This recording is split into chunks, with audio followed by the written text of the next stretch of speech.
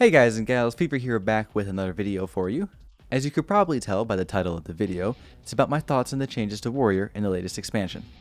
Just like in my previous tank videos, I won't be talking about the role actions, and I'll just start with the jobs rotation and then work my way to the defensive cooldowns and the utility it brings to the raid. Warriors tend to bring death and destruction in their wake by unleashing their rage, so let's see how this plays out in Final Fantasy. As a warrior, you're going to be managing two things, your Beast Gauge and your Storm's Eye buff. Storm's Eye is one of your 2 3-hit combo finishers that gives you a 10% damage buff for 30 seconds while also generating 10 of your Beast Gauge. The second hit of your combo, Maim, also generates 10 gauge and can then be comboed into Storm's Path, which grants you a slight heal and generates 20 gauge. So overall, your Storm's Path combo gives you 30 gauge and Storm's Eye gives you 20. Now, what do you spend this gauge on, you might ask? I'll tell you. You can spend it on Upheaval, a 450 potency off GCD on a 30-second cooldown costing 20 gauge, Onslaught, which is a gap closer on a 10-second cooldown costing 10 gauge, or the big daddy of them all, Fellcleave, which is a 590 potency weapon skill costing 50 gauge. You can also choose to spend it on the AoE version of the skill, Decimate. Next you have Infuriate. This ability has 2 charges and grants you 50 gauge. Upon reaching level 72, this will upgrade Decimate into Chaotic Cyclone, and upon reaching level 80, upgrading Fellcleave into Inner Chaos. And last but not least, we have Inner Release. Did not mean for that to rhyme.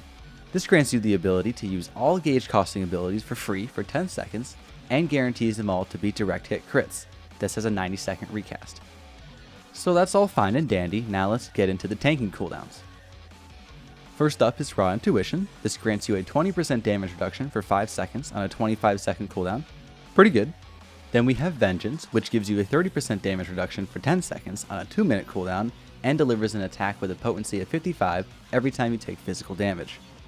Thrill of Battle grants you an increase to your max HP by 20% and restores that amount received for 10 seconds. Upon hitting level 78, this also gives you 20% increased healing received. This pairs nicely with Equilibrium, a 1200 potency heal on a 60-second cooldown. Oh, Thrill of Battle has a 90-second cooldown, by the way. Then there's Shake It Off, which grants everyone a shield, absorbing 12% of your max HP. I could be wrong about that, but last time I checked it was your max HP, so if that's incorrect, let me know in the comments down below. This ability will also dispel Thrill of Battle, Vengeance, and Raw Intuition, and increase the damage absorbed by 2% for each one, so maxing out at 18%. This has a 90-second cooldown. And finally we have Holmgang. This ability has a 4-minute cooldown and makes it so that you cannot drop below 1 HP for 6 seconds. Oh, and it also binds the target or whatever, just ignore that part. So with the overview out of the way, let's kind of dive in here for a bit. I'm actually a little pissed that I didn't play Warrior before Gunbreaker because I might like Warrior more. It's hard to say, but the job feels like it has its identity figured out. I know some people think it's kind of redundant at this point to manage Storm's Eye, and they wish they would just remove the ability and increase Warrior's potencies, but as I've stated in pretty much every video I've made so far, I really enjoy managing stuff like dots and buffs. And speaking of management, Warrior's Gauge is the only one out of the 3 tanks that I actually enjoyed playing with throughout the leveling process. I say 3 because Gunbreaker doesn't, its gauge is a little different, I guess. I mentioned this in my Dark Knight video that the gauge felt boring to me until level 80 because there was only one move to spend it on, and in my Paladin video I talked about how the gauge just fills up with auto attacks on its own, so it's kind of boring. Well, Warriors is constantly jumping around because you want to keep Upheaval on cooldown, you can use your Gap Closer if need be, and then you're managing Fellcleaves and your 2 Infuriates, so it's just bouncing up and down constantly. And then every 90 seconds you have Inner Release, so you just spam the Fellcleave button until your finger bleeds. It feels like the most active out of the 3 to me, so that's why I like it more than the other 2. The rotation gets a thumbs up from me. Now, going to the defensive side, in some dungeons during big pulls, I did feel a little cooldown starved at times, but I think that was kind of more because of my healers than the job. You sort of have 3 cooldowns, but with Thrill of Battle, especially once you hit 78, giving you the extra healing boost, it's kind of another defensive cooldown, in a way. And then you could always throw in Shake It Off to absorb a few auto attacks. I like that Warrior is still focused a bit more on having extra healing to help mitigate damage, whereas something like Paladin is more about just outright mitigating the damage up front. And we can't talk about healing without talking about Nascent Flash. So this ability like absolutely owns in dungeons. Pulling everything that you can and then popping this and AoEing is honestly some of the best stuff in this game. In raids, however, it's a little bit less than stellar, I think.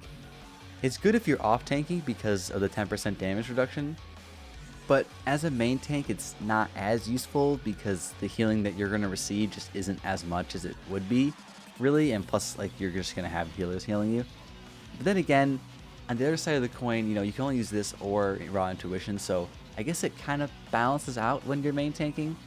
All in all, I think it's a really cool ability and it's really fun to use, and in the certain situations where it's good, it's like awesome.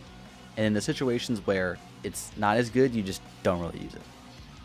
I'm not a huge fan of Home Gang. It got nerfed by 1 minute on the cooldown coming into Shadowbringers, which I think was a good thing because you could cheese a lot of mechanics with Warrior last expansion, but I don't like how it has the potential to kind of force your healers to work harder. Same thing goes for Living Dead and Super Bowline. It's just the fact of the matter. Other than that, I don't really have many complaints about this job. It feels really good to play and there's a lot of room to grow. I like that Vengeance deals damage back even though it's like completely irrelevant. Raw Intuition is a great cooldown as well, and it's fun to buff Shake It Off for extra raid utility. You have solid raid utility between Nascent Flash and Shake It Off, and the Convalescence effect on Thrill of Battle is actually really nice for healers because they have to spend less time healing you. Overall, I think this job captures the fantasy of being a warrior, in my opinion. You're kind of building up this rage and using it to cleave and smash your opponents to bits. And that's going to be a wrap for this video. Thank you everyone who has stuck around this far, and if you like what you see here and you want to see more, feel free to hit the like and subscribe buttons, and also follow me on Twitch, where I'll be streaming my static prog through Eating Savage, as well as doing PvP and some other games entirely. Speaking of PvP, I plan on doing this type of video for tanking and the Fort Tank specifically, so if you're interested in that, be on the lookout for those. And with that, I'll catch you all in the next one.